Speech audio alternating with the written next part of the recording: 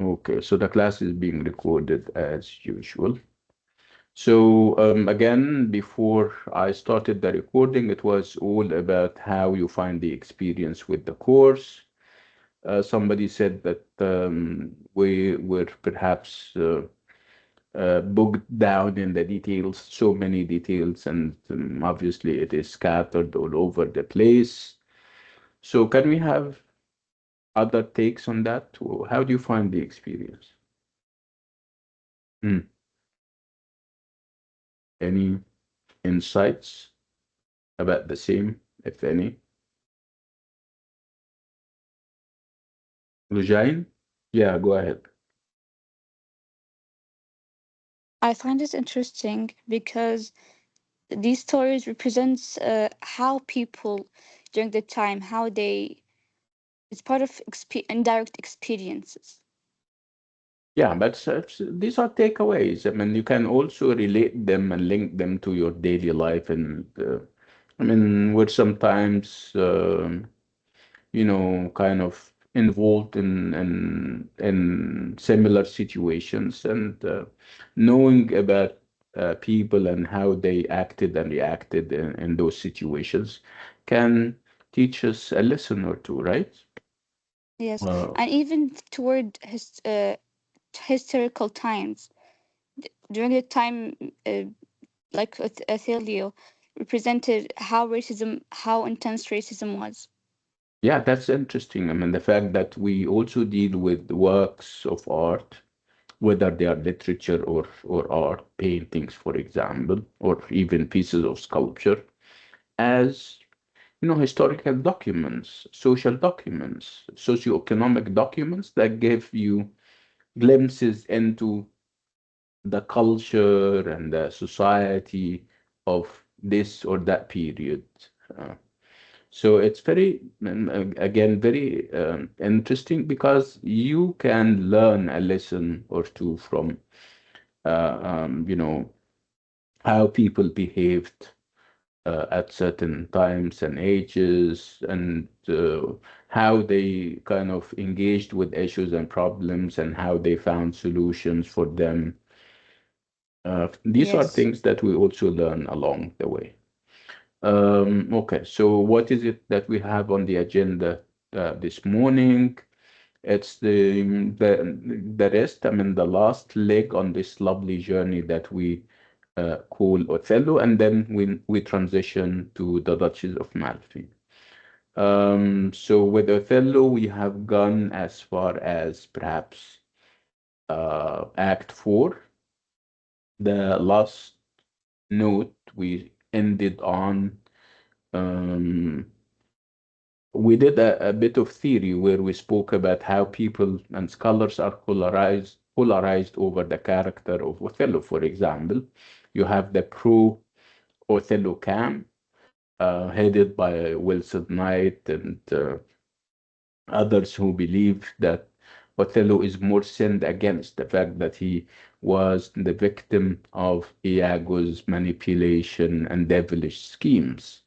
You have, on the other hand, people like Leaves and T.S. Eliot blaming it all on Othello, branding him and referring to him as self-approving, self-congratulating, self-dramatizing individual who puts himself in situations where people can either praise or pity him. And obviously, he has been receiving praise for so long. And when praise started to cease because of how he changed, he started to put himself in a position where people can pity him, feel sympathetic and empathetic towards him. So this is what T.S. Eliot and E.F.L. Leaves said about him. Again, I asked you about your opinion and where you stand, whether you are with or against Othello, based on what we've been saying about him. And I'll ask you this question again. Where do you stand when it comes to the character of Othello? Do you like the guy? Do you hate him? Mm,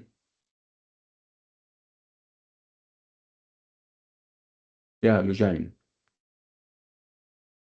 I think Othello is someone who's caring, but at the same time, he cares in a way that he would listen to anyone, Mm-hmm. even though he must be aware of his surroundings, especially his position when he's in a high position, which means he could be easily manipulated.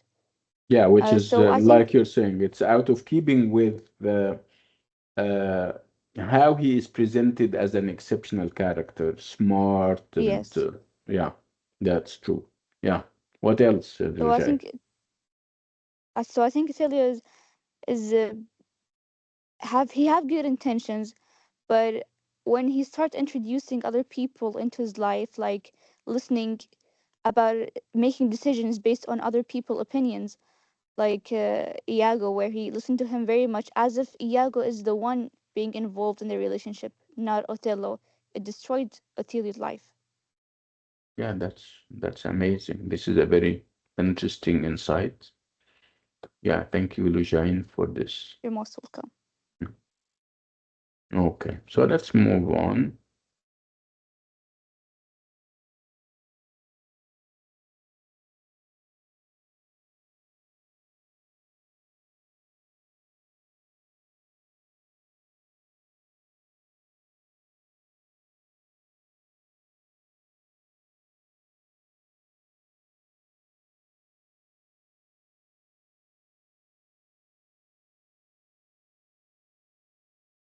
Spoke about the temptation scene. Still remember the insinuations of Iago. Spoke about how Othello and Iago think of women. We spoke about um, lots of things actually. Remember, this is perhaps the last thing that we stopped on. It was Emilia's last speech or speech in which she was defending women and their honor and attributing whatever wrongdoing they do to men and how men behave towards them. This was an amazing speech, if you still remember. Again, um, this is something that we cannot avoid. The idea of racism and that the play is replete with racial references and racial profiling, if you like, where you have people like Parapancio, Rodrigo, and Iago uh, um, kind of making racial references, trying to denigrate Othello and whoever he represents. What we're trying to say here is racism is not Iago's invention or Rodrigo's invention. It was deeply entrenched in the European society, and it was actually the outcome of years of uh, um, you know indoctrination. People were indoctrinated, Europeans, into the belief that they are the best by virtue of their color and also by virtue of their religion. So it was whatever we have seen in the play by Rodrigo, Iago, and Parapansu were expressions of European and Christian superiority. They felt that they are superior to other races. And this is what we're seeing nowadays in the West, especially in the US, where you have white supremacists, those who believe that their race as Caucasians and white are or is better than everybody else. So we have seen those racial attitudes reflected and expressed in the play. Examples of just that, like I said, it starts with the perhaps people of and in authority, and then goes down to the masses. Um, Racial profiling and racial superiority started with people like Queen Elizabeth I. Uh, she, for example, ordered the deportation of Negroes and black Moors from England on the grounds that they were depriving her own Christian people from jobs. See, this is, does it perhaps remind you of somebody? So this is what is even happening. The trend now is that, non-white immigrants in Europe and the US are taking the jobs of white Americans and white Europeans. It has started there with Queen Elizabeth. Can you imagine? So again, we're talking about racial hierarchies. We're talking about ideas of class and even gender difference. So all over Europe, the nobility were often understood as race distinct from ordinary folk, and that with regard to gender differences, Europeans distinguished themselves from other races in terms of an inversion of or distortion of normal gender roles and sexual behaviors. Again, it's all patriarchy that we have seen, where women are treated like property. I mean, things that you can dispense with, that you can buy and sell. So we do have, smells of patriarchal domination and gender inequality in the play. This is, of course, together with the racial hierarchies and the colonial domination that we have also felt and seen.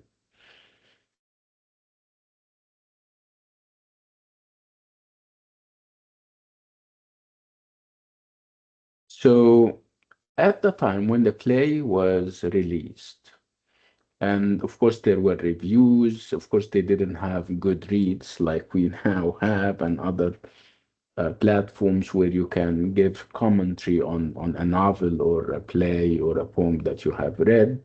But they had their own scholars during the time, and they did a number of reviews. And one of them is Thomas Reimer's short view of tragedy in 1693. And he spoke about the moral of the play.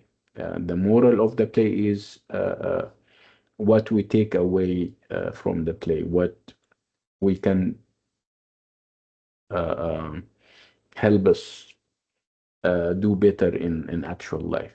He said that perhaps the play was meant to be a caution to all maidens of quality, like Desdemona, who might consider running away with black Moors like Othello without their parents' consent or approval. So it can be a cautionary tale. Look what is going to happen to you if you kind of go down and Sorry, fall. doctor. Yeah, go ahead. Sorry, sorry, doctor, for interrupting you. Do you share us any screen because I don't see anything? Yeah, it's my fault. I think I'm not sharing. Now I am, Thank right? you. Can you see that? Yeah, Thank okay. you. You're welcome. So again, I'm saying we're talking about those reviews that the play has or had got at the time. And one of them is Thomas Reimer's A Short View of Tragedy in 1693, where he summed up the moral of the play in a number of points. One point is saying that it is a cautionary tale. It is a caution or a warning to all maidens of quality who might consider running away with black moors without their parents' approval or consent. He said also it can be also a warning to all good wives that they look well to their linen things. They have to which means that they shouldn't be messing around, if you like. And also one of the points that he mentioned was that the play was a lesson to husbands that before their jealousy be tragic, the proofs may be mathematical. They have to, before they go in rage, and the next thing you know is that they're killing their wives. They have to kind of think rationally about what they are doing and not let jealousy take the best of them. Again, we come back to one of the big questions about what kind of genre is the play and what kind of purpose does the play serve? Does it help as a catharsis? Does it project the image of the tragic hero, Amartya, error of judgment? So these are all things that we have gone through. Again, the basic idea would be the idea of catharsis. The catharsis is when you feel pity and fear because of what happened to the characters, pity because they are human beings just like us, and fear because we may face the same situations, and our life can be compromised as such.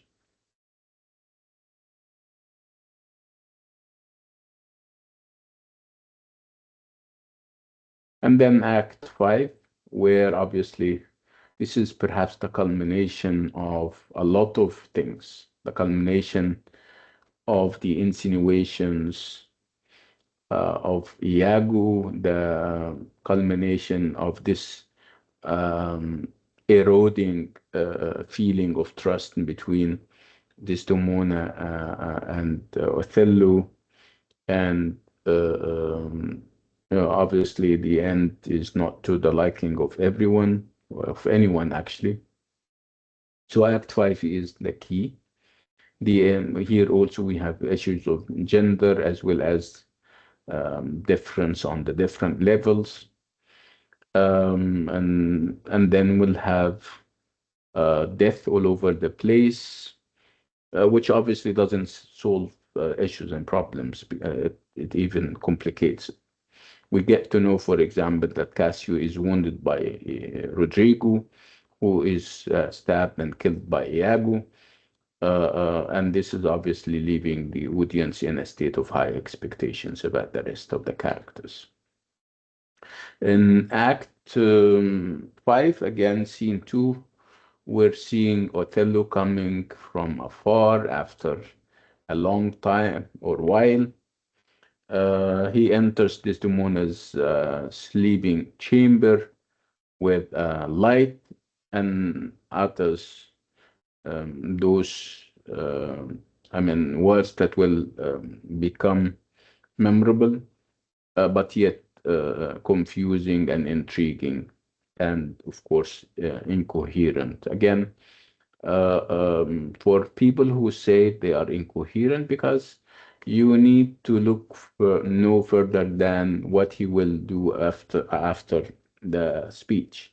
Obviously, he's going to kill, and when you're unless you are a serial killer who is so used to killing, obviously you'll be so nervous and so incoherent.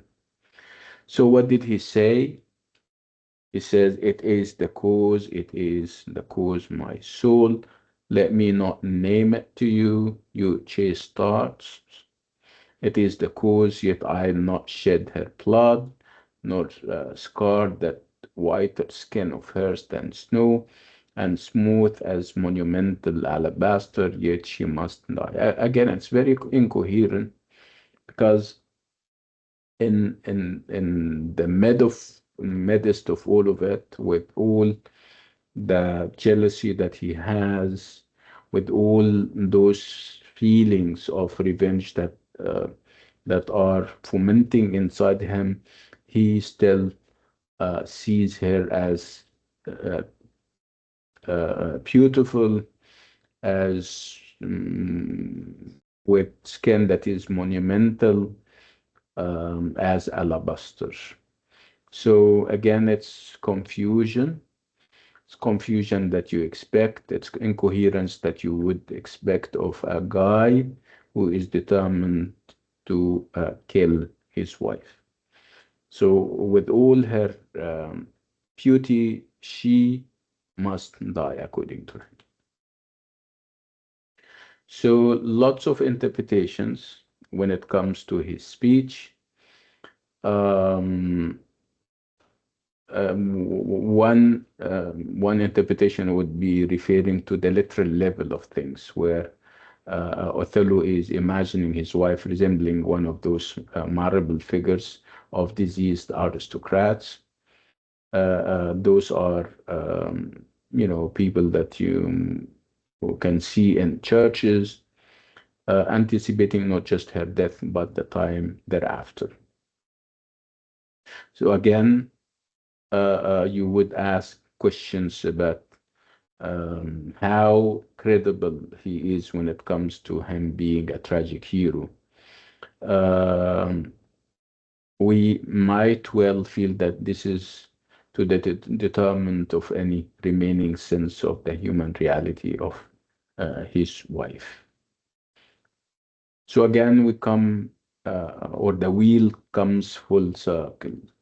Who is Othello, and how do you make of him after all of that? Is Othello a deluded, self-important fool, or a noble hero brought down by circumstance?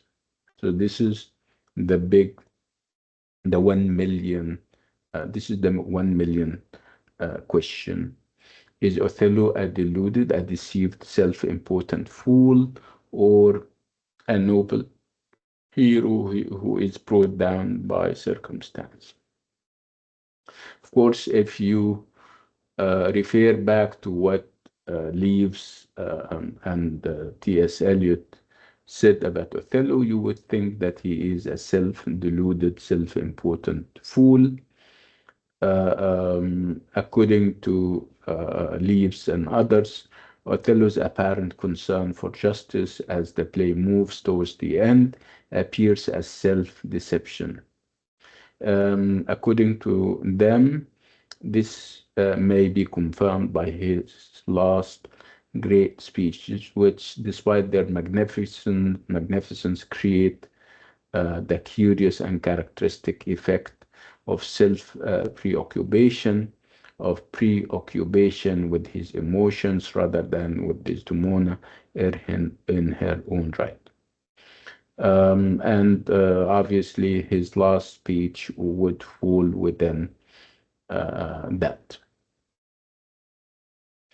His last speech before stabbing himself becomes, as Leaf suggests, unmistakably self-dramatization, as unself-comprehended, comprehending as before.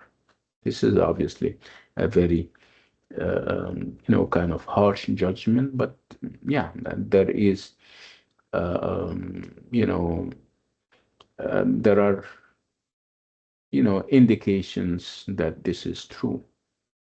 Again, um, this is if you think that he is deluded and self-important. If you think otherwise, where you're obviously focusing on his nobility as an honorable murderer, if you will, um, you might see his words as suggesting a level of self-awareness while highlighting the central paradox of his character. So, according to Marjorie Garber, Othello records and responds to a world in crisis, a crisis figured in part through emergent categories like race, class, gender, and sexuality. So, again, what is so interesting or striking even about this speech, um, In it, Othello presents himself as a hero and a villain, having internalized the negative attitudes of those Venetians who see him as a radically different and unchristian, while also having been honored by them as noble and Christian, he has become the place where these contradictions cancel each other out in the only way possible through his suicide. So again, it's about the conflict that the Europeans themselves have created within him, the clash that is fomenting within his mind and soul. He is both a hero and a villain. He is the the hero who defends the honor of the country and defend it against the other empires. And this is how the Europeans and the Venetians are looking at him, but he is still perceived as non-Christian. He is perceived as somebody who doesn't belong. So he has all of that inside him, and obviously, those forces are fighting within his mind and soul, and the only relief from this pain of contradiction or contradictions would be for him to kill himself.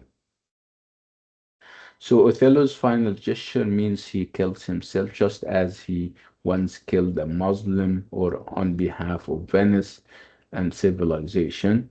A profoundly ironic gesture reminding us of his outsider status while dramatizing the contradictions of a society in which identities are shifting and unstable.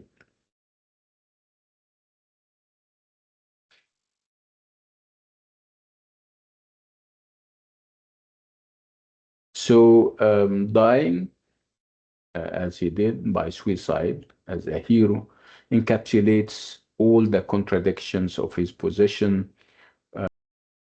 within the Venetian society.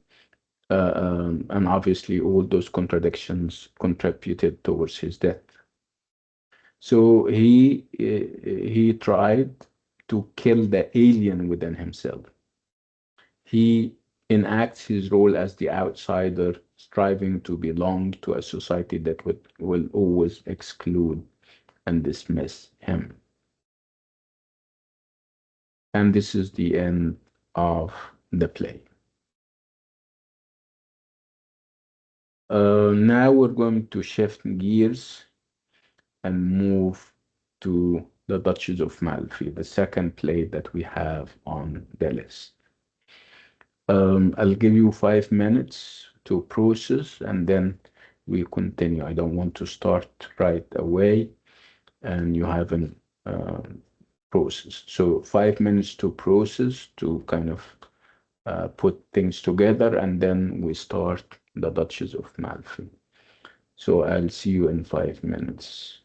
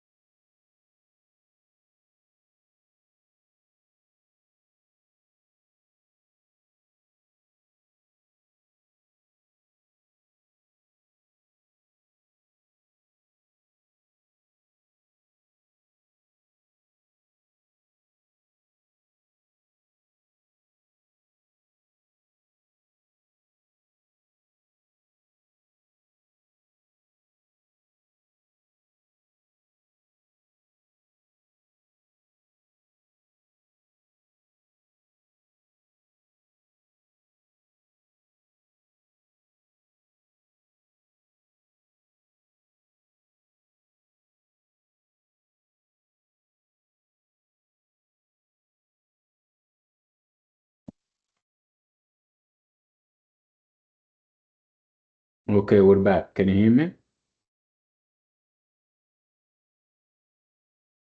Yes, doctor, we can hear you.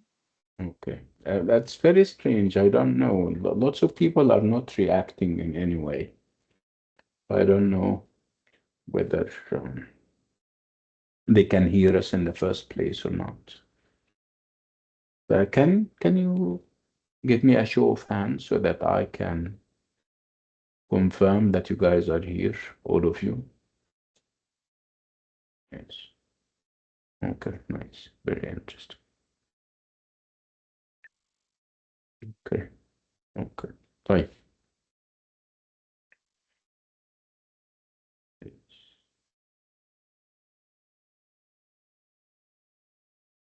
طيب. Before I proceed, I would like to inform, this is perhaps something that Dr. Mustafa has shared with you in the master class. You will have your uh, in-class activities as of this week. I would like you to go and check the LMS because I'm sure he has posted something about the in-class um, activities. Okay? Okay, doctor, thanks.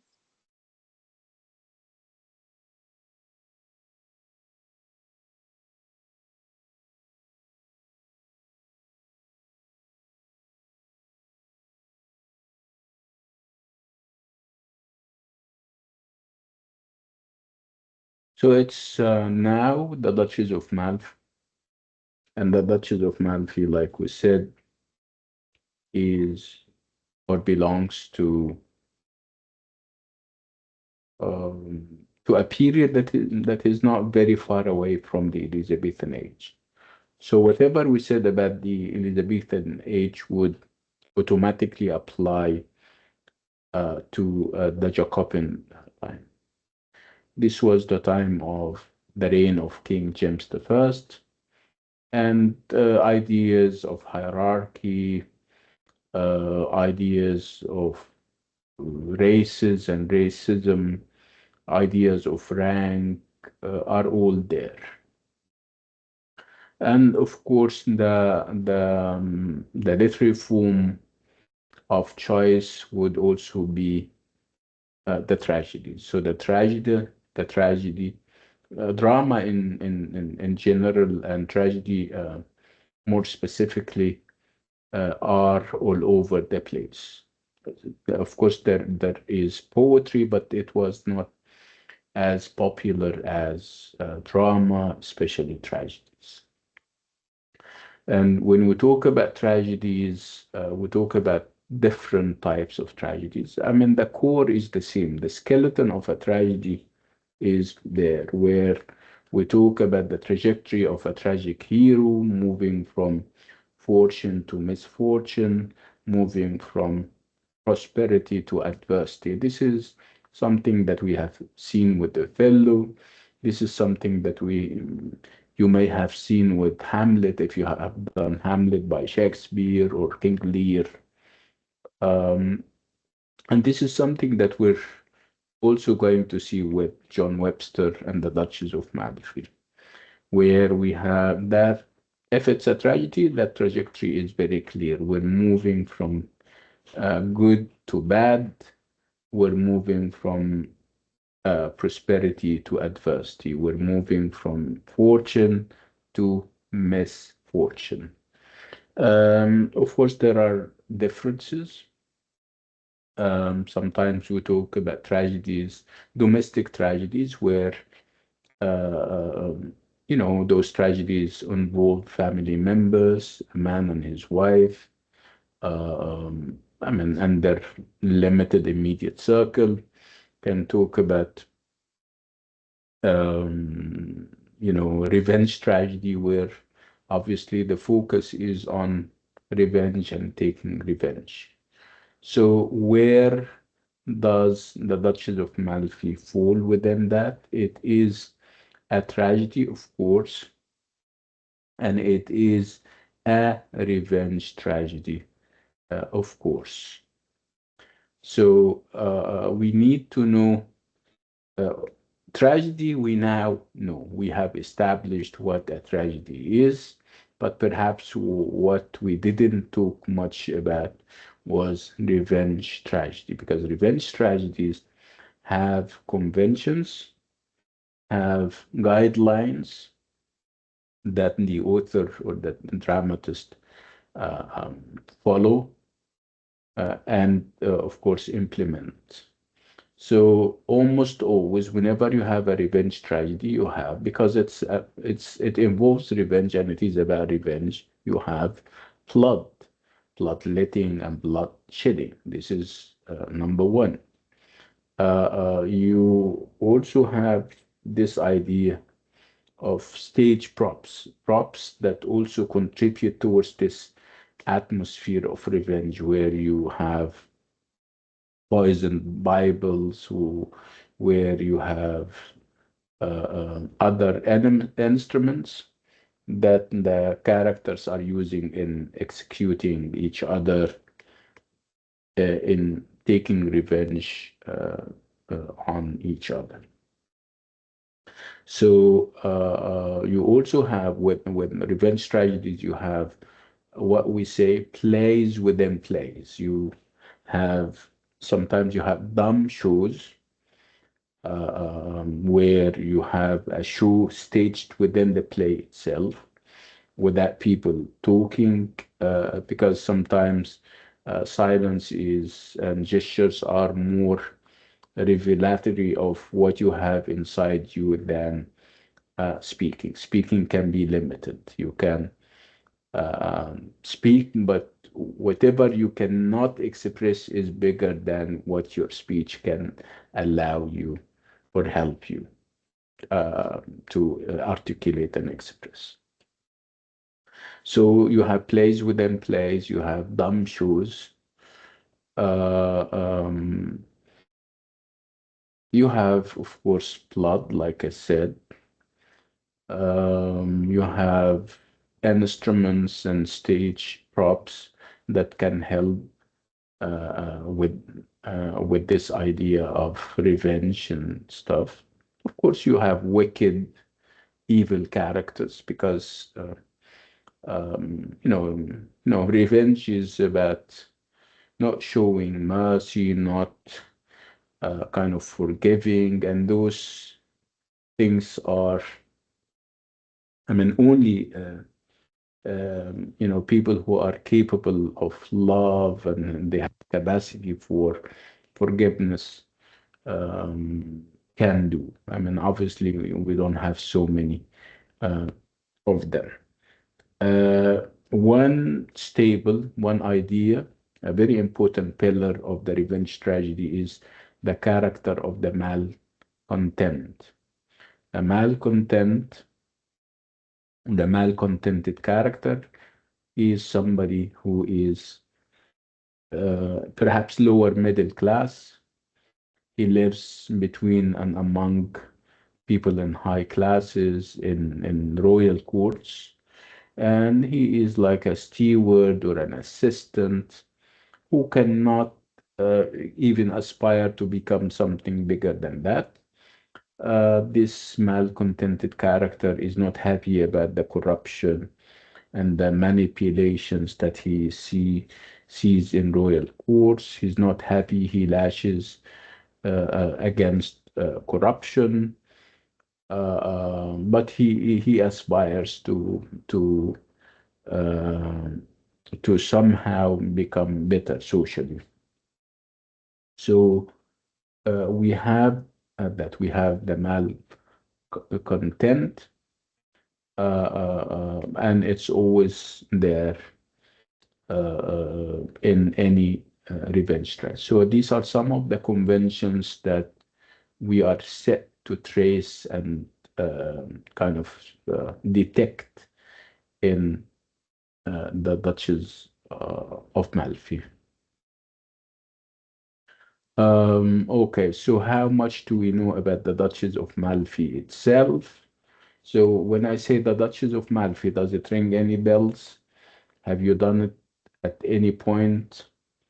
Did you see it as a movie, for example, The Duchess of Malfi. Hmm. Any ideas? I heard about it. Yeah, but what did you hear, Lujan? Unfortunately, only the title. I don't hear more than this. That's fine. You heard about it, you heard the title mentioned or dropped. Yeah, that's interesting. Okay. So let's think of the title. When I say The Duchess of Malfi, so what kind of ideas does the title trigger at the back of your mind? You think we're in for what? If the title is The Duchess of Malfi. So what do you think we are in for? So let's unpack. Unpacking the title is like breaking it down to its basic components, thinking of every word and see whether it has associations and link everything together and come up with a picture, come up with some kind of impression, some kind of vision about what may happen.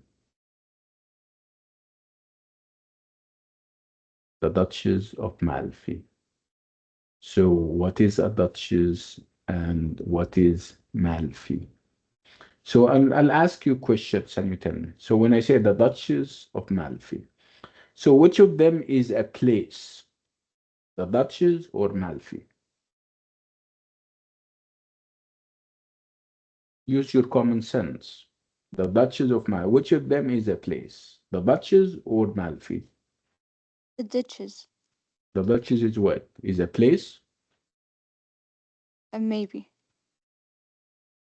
I don't know actually, but Yeah, that's it could fine. Now be. we're playing like a game, and I'm asking you. That's fine. We're not taxing or judging. So again, I'll be asking the same question. Okay, the Duchess, and then you have Malfi. Which of them is a place?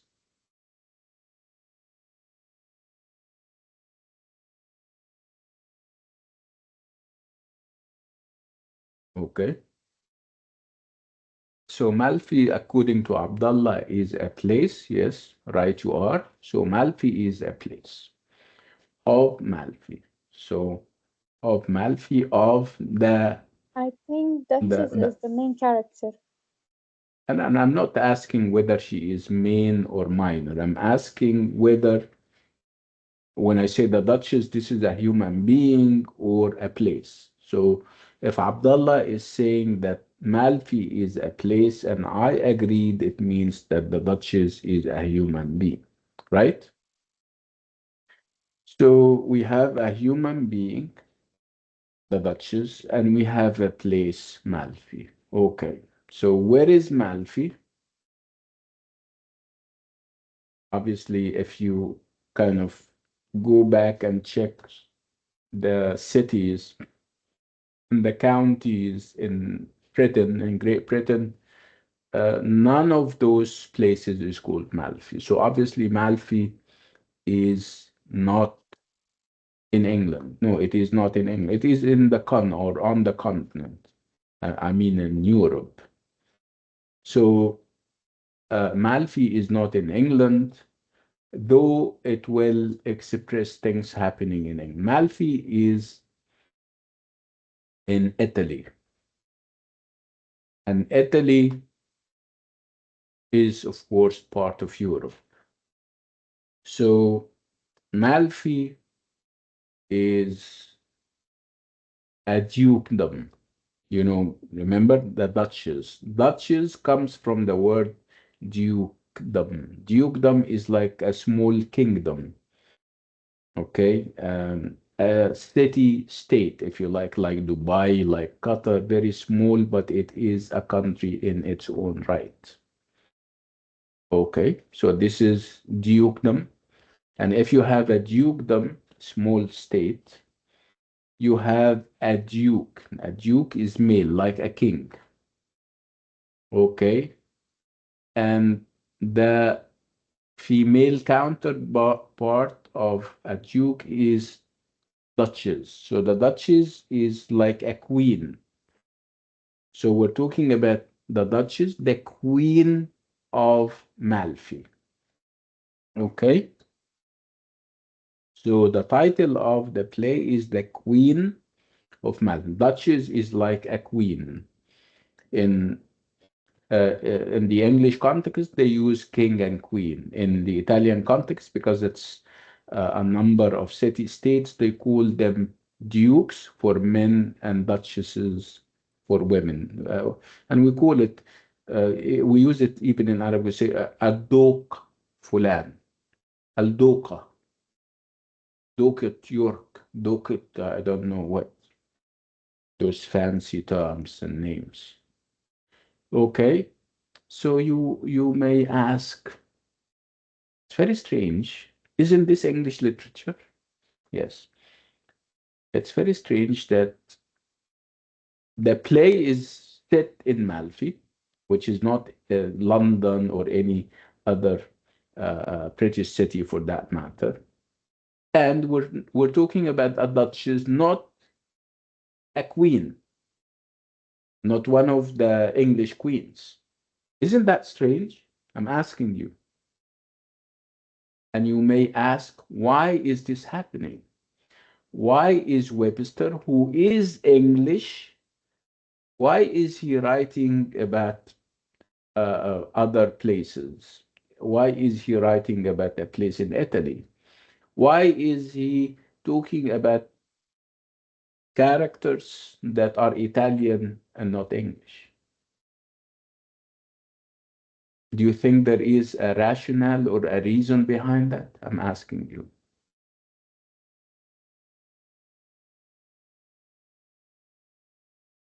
Yeah, there is a reason.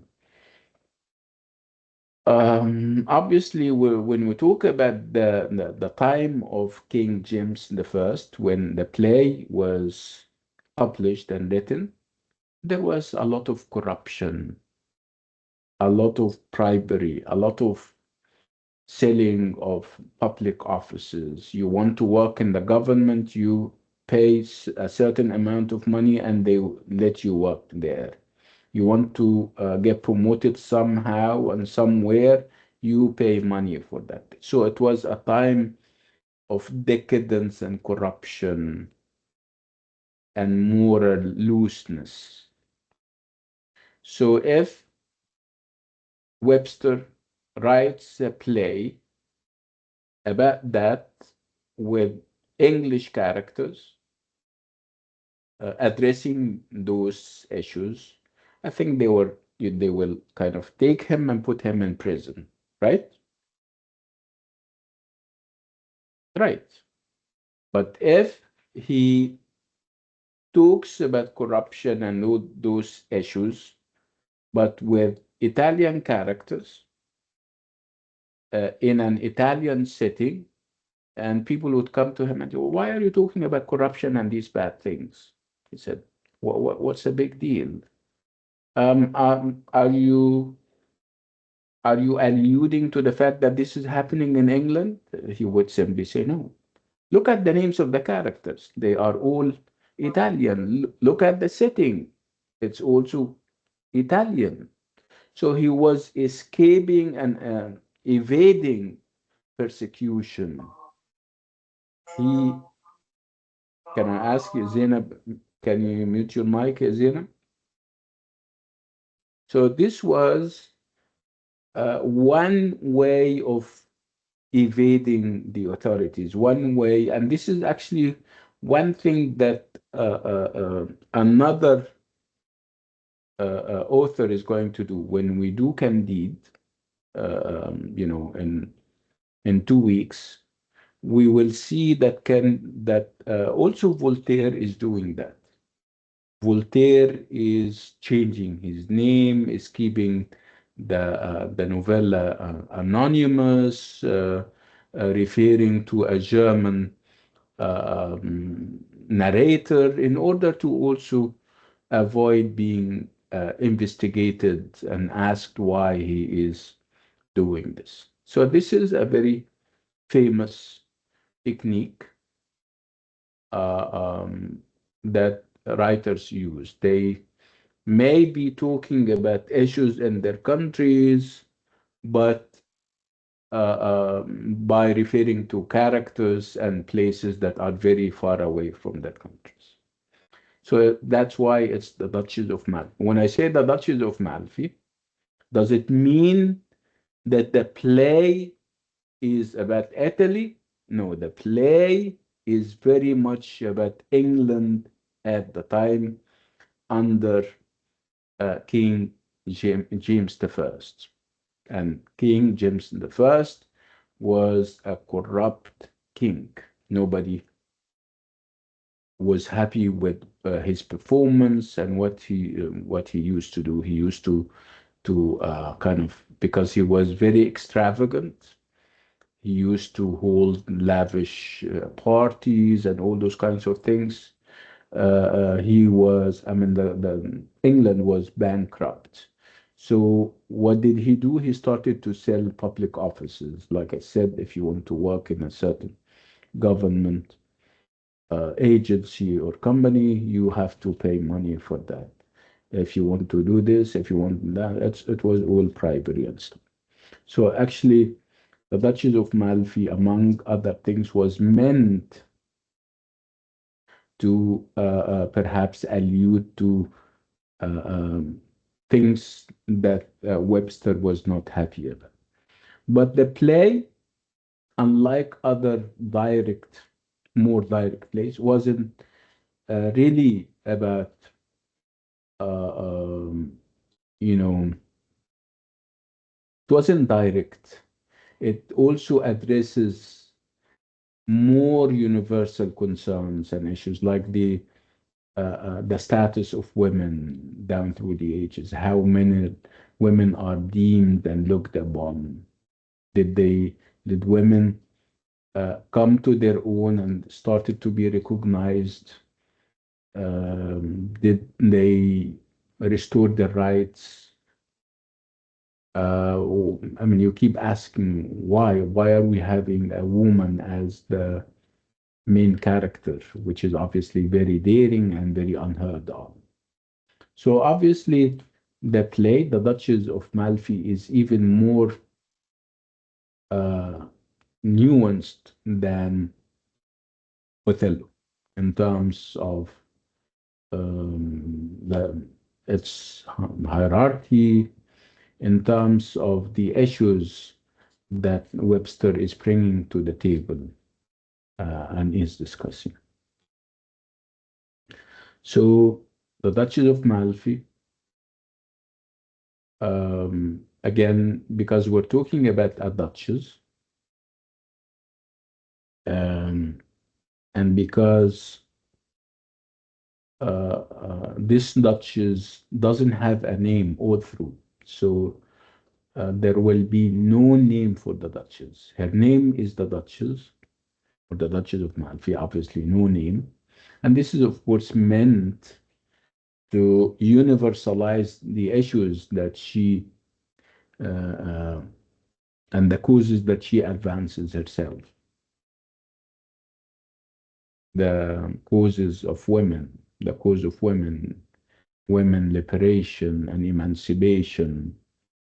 How do other people, other males, how do men and males look at women, and what kind of relationship do the two sexes have? Is it a relationship of equity and equality, or is it relationship of subordination where one sex is dominating the other?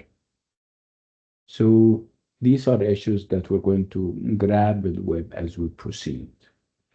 So the Duchess of Malfi is set in Malfi, the royal court of Malfi in Italy, and the characters are Italian, but they reflect the concerns of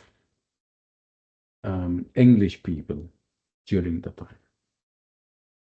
Again, what are some of the concerns of the English at the time? The high levels of corruption that were increasing and were there during the reign of King James the First. Again, those ideas of race and hierarchies, um, established order, um, women and their issues and their place and status in society. So these are issues that are not limited to, of course, Italy, but they are meant to go beyond and address the English society at the time. So the Duchess of Malfi is the title of the play, and part of the title is the tragedy of the Duchess of Malfi. Again, it's a tragedy in both senses. In a technical sense, which means that it is the dramatic framework that we're using is the tragedy, and in a literal sense, it has a massive amount of agony and suffering and torture that would make it a real literal tragedy. So the Duchess of Malfi, everyone. Again, it's a play, and it's a tragedy. That's why it's made up of 5 acts. You have 5 acts. We start with the exposition, and of course, we end with a denouement or a resolution. But do we have a resolution? This is a question that we will ask ourselves at the end. Yeah, of course, we have to have a door for everything, a door that opens things. But uh, um, when you walk into whatever the door opens to, you can never tell whether you will go out from the other side safe, or is it a labyrinth, and it can be a labyrinth and a maze of ideas and issues that you get entangled in. Um, so it was easy for us to step into the house that we call Othello. And then in the middle, we have this maze or labyrinth of relationships, feelings, and emotions, and everything in between. And it wasn't easy for us to find our way through till the end. Again, we with ideas like moral ambiguity, occupying center stage at certain points. The same is true with the Duchess of Malfi. Uh, we start off from the door, which is obviously the exposition where most of the characters are presented, and this usual practice of delaying the appearance of the tragic hero. But this time around, you don't have a tragic hero, you have a tragic heroine, the Duchess herself. And typical of tragedies, the tragic hero or heroine is kept for a while for multiple purposes or reasons. It may be because the writer is trying uh, um, to excite us, to make us feel excited about the prospect of seeing the tragic hero finally. It can be, yeah, again, about building suspense and excitement. It can be because he is asking other people to build a profile of the character for one reason or another, so that when we see the tragic hero, we have a complete image of what he is and what he stands for, and his or her actions would kind of connect the dots and click with us. So these are different reasons as why the appearance of the tragic hero is delayed for a while. Does this happen in the Duchess of Malfi? Absolutely. Did it happen in Othello? Absolutely. Right?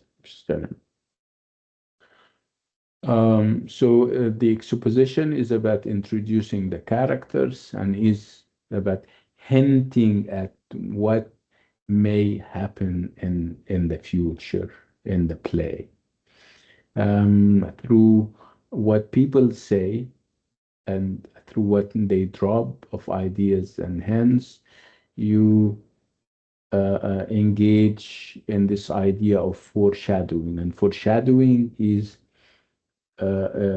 happens and takes place when the characters gives you hints about things that may happen in the future. You can almost feel it. So it's a dramatic device that all writers use, especially in the exposition of plays. You can smell it, that something is lurking behind, that something is being cooked for different characters, especially the tragic heroes. So again, we're saying the Duchess of Malfi, we're saying that at the core of the play, we have a tragic heroine, not a tragic hero. And this is unprecedented. This is unheard of. This is very daring to have in a male-dominated society, in a male-dominated world, having a female character as the tragic heroine is, uh, um, you know, kind of uh, new, to say the least. So why is Webster doing that? This is something that we will also address and talk about as we proceed. Um, okay, so the Duchess of Malfi. We're now in the exposition or the introductory scenes where, like I said, there are hints about what will happen in the future. There are hints about the theme or the themes and the topics and the issues and characters other than the tragic hero or heroine are present. So let's look at the slides.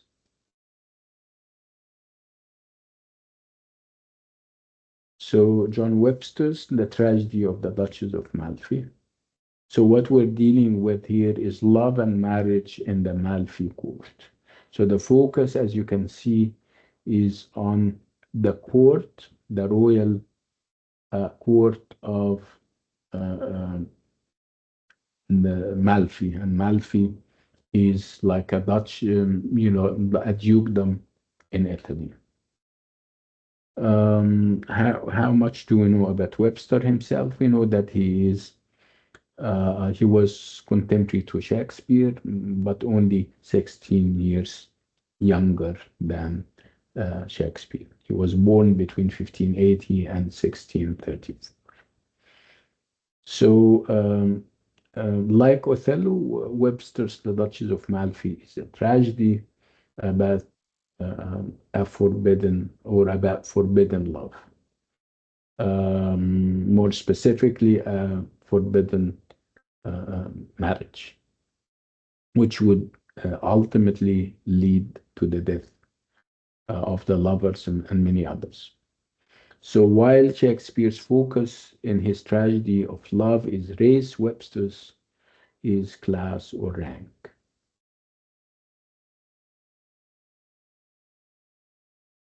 So at the center of the Duchess of Malfi stands a heroine, which is who is the Duchess, of course, rather than a hero. And this is quite unusual in Renaissance tragedy, like we said. We also have that this is perhaps some of the links and the similarities between Othello and the Duchess of Malfi is that we also have an enigmatic villain who is very much like Iago. And obviously, we're talking here about the character of Ferdinand and also Bussola. So it's Ferdinand and Bussola who may be similar to Iago, but perhaps they are more philosophical and uh, more profound.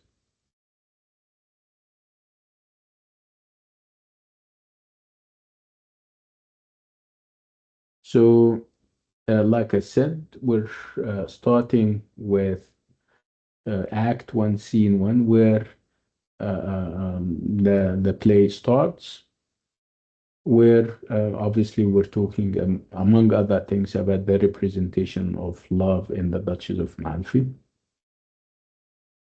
Um,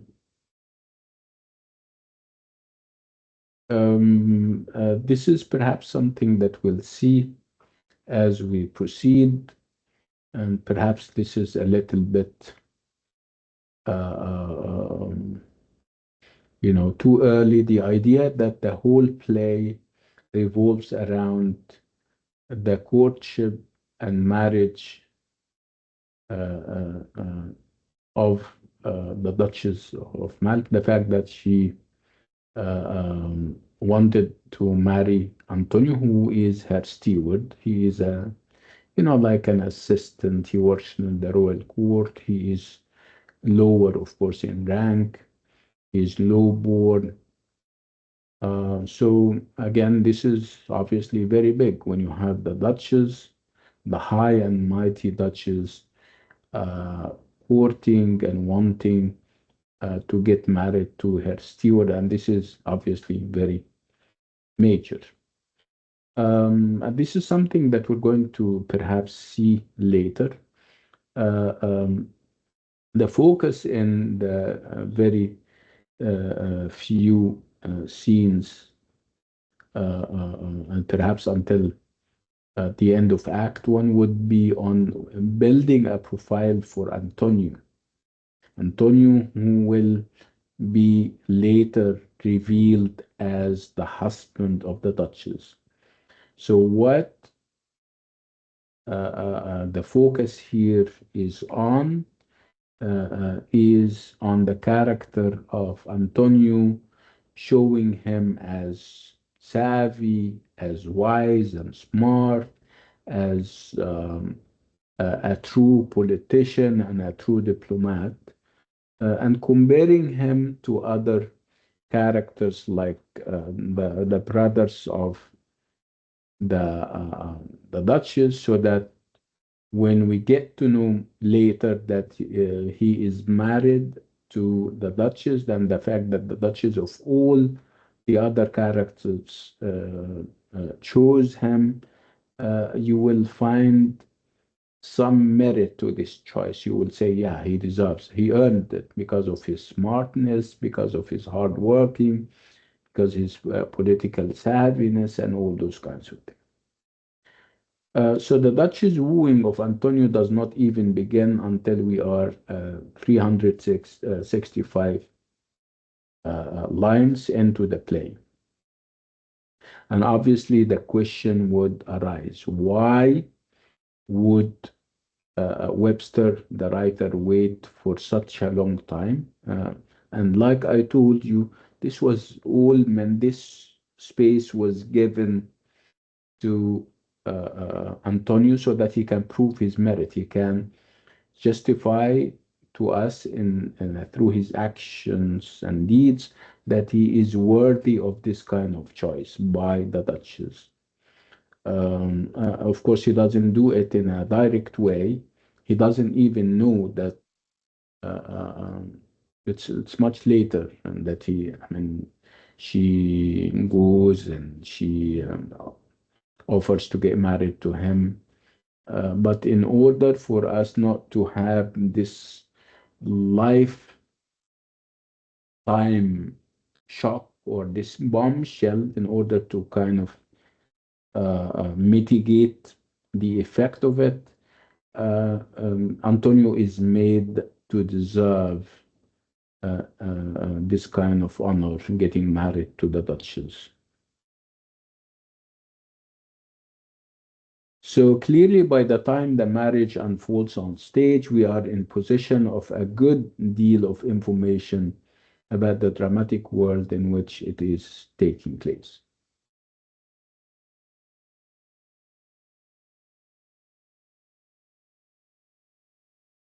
So the basic idea in Act One and in the very few scenes of Act One would be about this kind of comparison that we establish between courts, royal courts. You have the Malfi royal court, of course, and you have another royal court. It's the French royal court.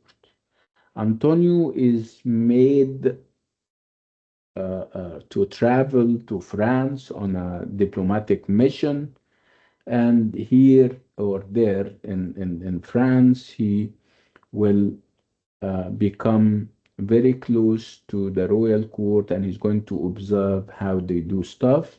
And he will come to the Malfi court with a very good impression about the French and how their royal court is run and managed and how it is uh, uh, free of corruption and bribery and how it is an ideal court. And everything he says about the French royal court uh, uh, is meant to shed light on the corruption that the Malfi court has. So obviously, if he says that the French court has like a king who is very wise and who is very pious, he's trying to say that the shared leadership that the royal court of Malfi has, which is made up of the Duchess and her two brothers, is not as pious and is not as clean or pure. When he says that the French royal court only has wise advisors, he is trying to say that the Malfi royal court doesn't have good advisors and they are all sycophants and flatterers and corrupt employees. And he starts to give very vivid analogies comparing the any royal court to a public fountain. And obviously, when we talk about public fountains, it is in the best interest of everyone that this fountain is kept pure and clean. Because if it's not pure or clean, people will get poisoned if they drink from its water. So a royal court is like that. It is a public fountain that should be kept clean. Otherwise, the whole country will suffer. So the play opens with an exchange between Antonio and his friend Delio. And we get to know that Antonio has been away in France, and Delio is asking him what he thought of the court of the French king. From the revelations of Antonio, we understand that he admires the French court for its lack of corruption. According to Antonio, the French king considers this cleansing of his court to be divinely inspired. It's God's work rather than his own. Um, Again, having a clean and a pure and a corruption-free royal court is very healthy and it is in the interest of the people. Otherwise, the whole country will be infected. Again, Antonio would refer to the French royal court as having a placid government. And again, he cites reasons for this placidness. He refers to the king as being wise, surrounded by truthful counselors who, rather than flattering the king, give him candid and truthful advice about the state of the nation. Again, it is true that we're talking about comparisons between the French and the Italian royal courts, but we need to also not lose sight of the fact that Antonio is the one who's giving this assessment, again, in order for us to say or to take the impression that he is politically savvy, that he is wise, and he is using a distinctive kind of language, a language that is also very highly highbrow and elevated and full of analogies. It's the language of an educated individual. One of the striking comparisons that he made and the analogies, the vivid ones that he is using is, like I told you, the analogy of the common fountain, where the state and the royal court, to be more specifically, is like a common fountain that should be kept uh, um, pure and clean. Otherwise, it gets contaminated and everybody will be infected. So the common fountain from which everyone drinks should be pure, but if it is poisoned, which means that it is corrupt, it spreads its contagion throughout the land.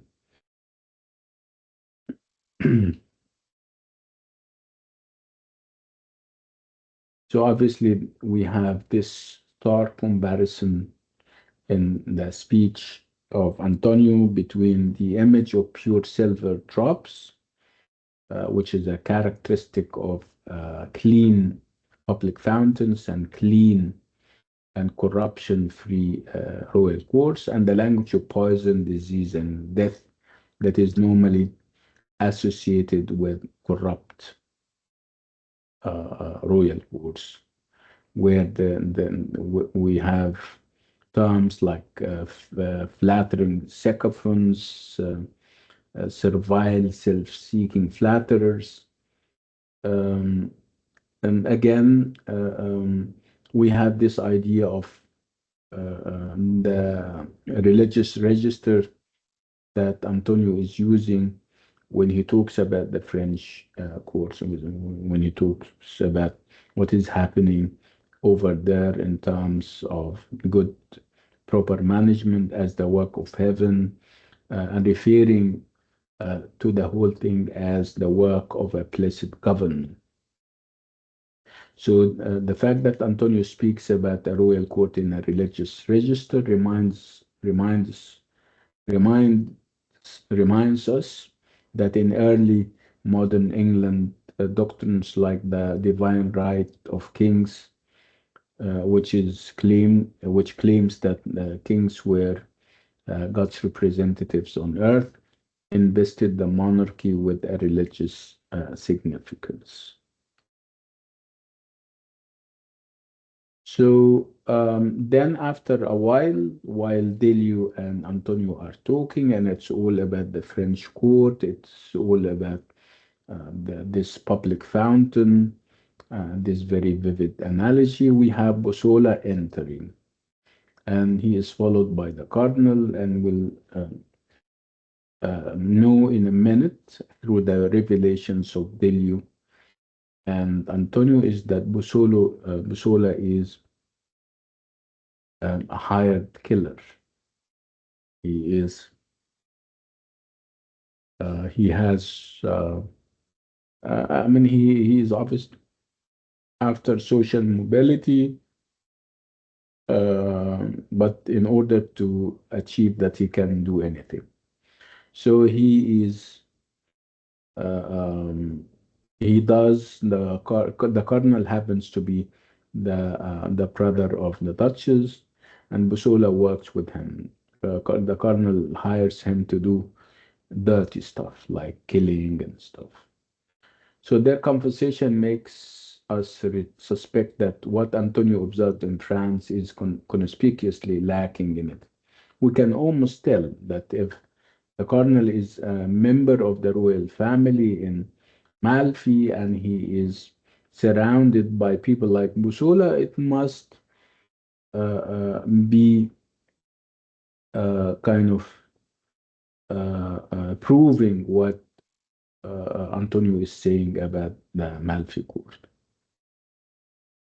And then Didio starts to talk about what he knows about Sola. He says that I knew this fellow 7 years in the galleys. I mean, I know that he was in prison for 7 years for a notorious murder. He killed somebody, and people are saying that the cardinal ordered this kind of killing. So again, so if you have a royal court member involved in killing, obviously it is an indication that we are in for a corrupt court.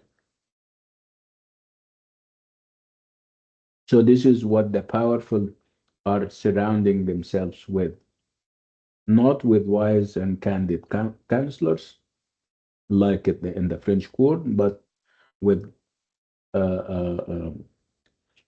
kind of hitmen. They hire men to commit crimes on their behalf.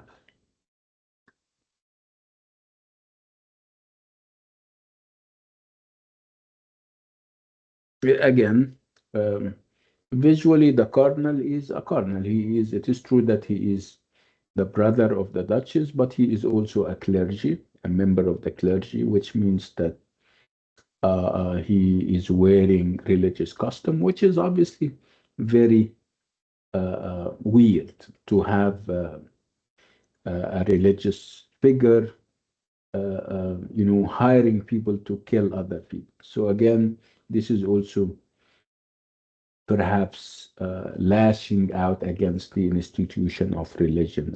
And that. So it's not only the politics of Malfi that is being targeted here, it is also the institution of religion and perhaps the corruption that is also there.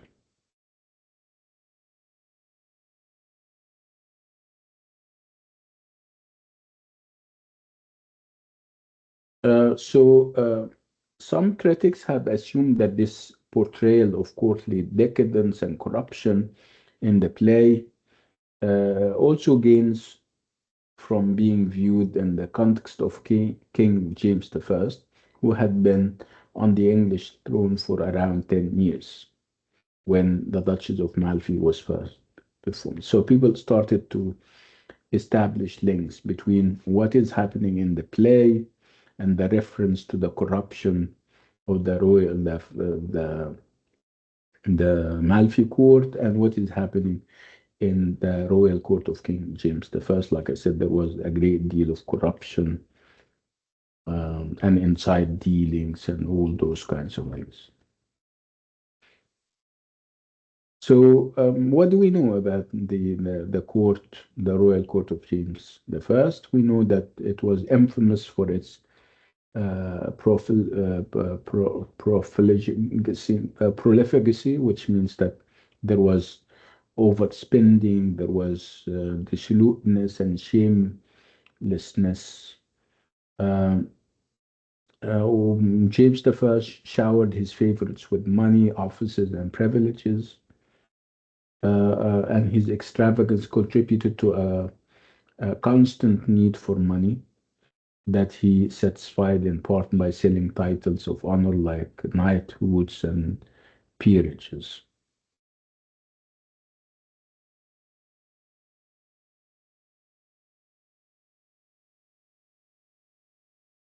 Again, we need not lose sight of the fact that the play is a revenge tragedy, and one of the very important elements of a revenge tragedy would be the character of the malcontent, and the character of the malcontent here is Busola.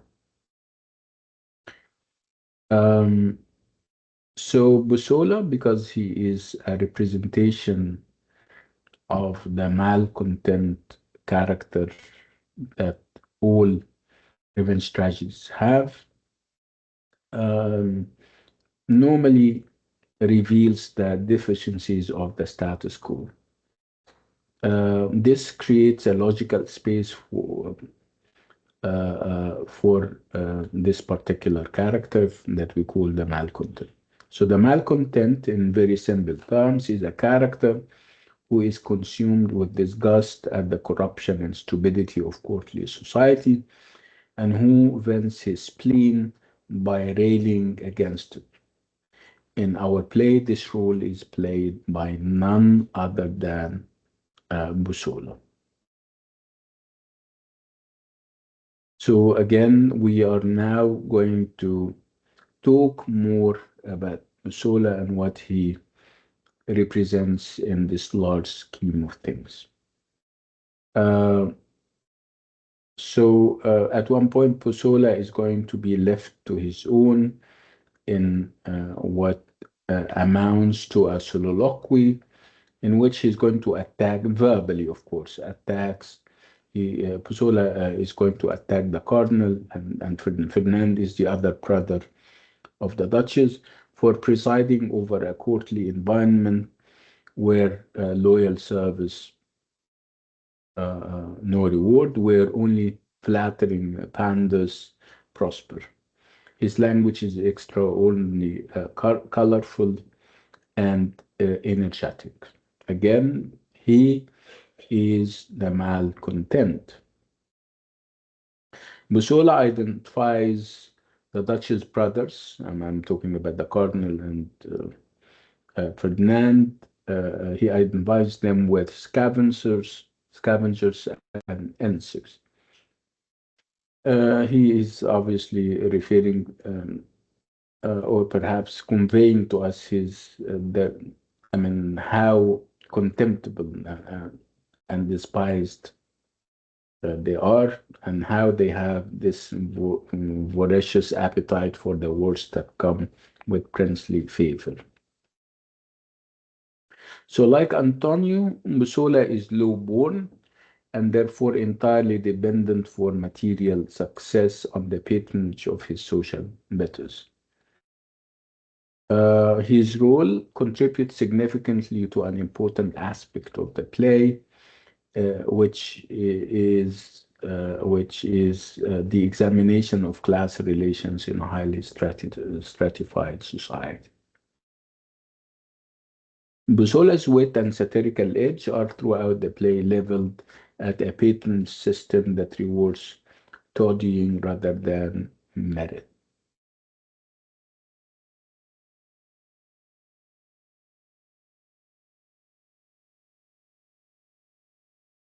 Again, you may fall an easy victim to what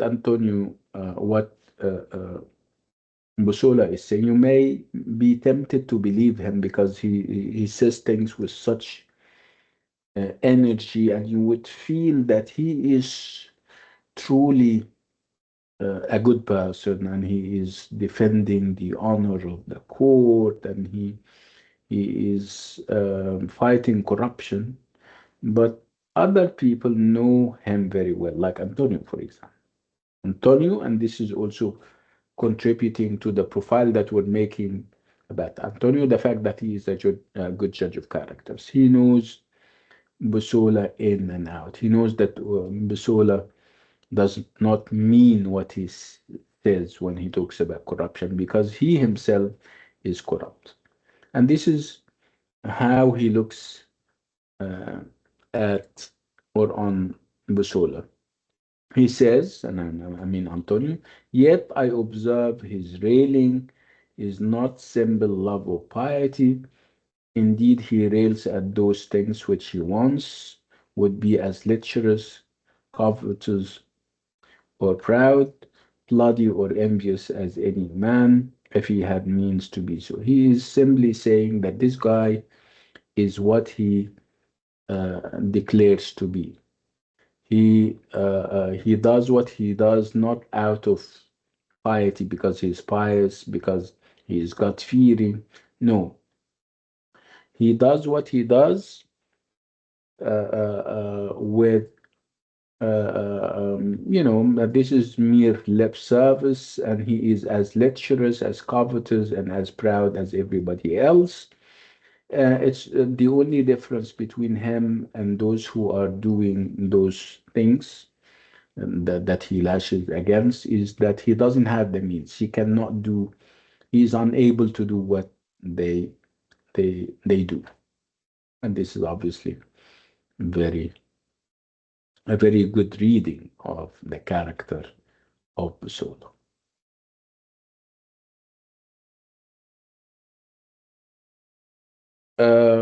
Again, it is true. Obviously, whatever Antonio is saying is true, but we need to also remember that part of the character and the makeup of the malcontent is that he is, yeah, he has this philosophical part to his nature. The fact that he has, especially with Busola, Busola is torn between an acute awareness of the social and moral deficiencies of the patent system and a longing for social advancement that binds him to it.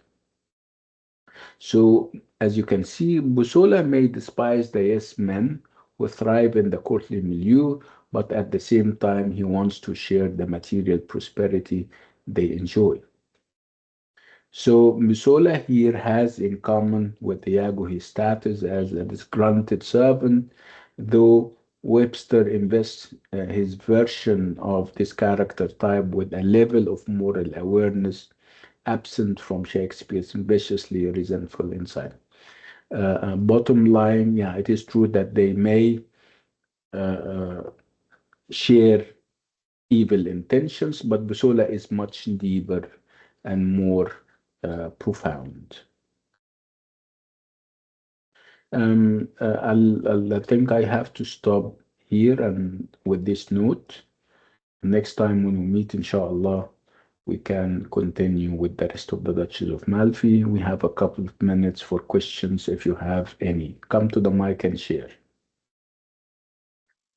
Thank you so much, Doctor. Okay, so I'll see you next week. Make sure you attend the master class with Dr.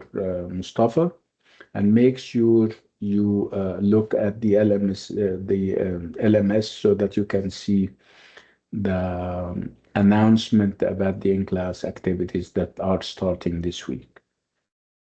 Yalla, I'll see you inshallah. Good luck. Assalamu alaikum. Bye bye.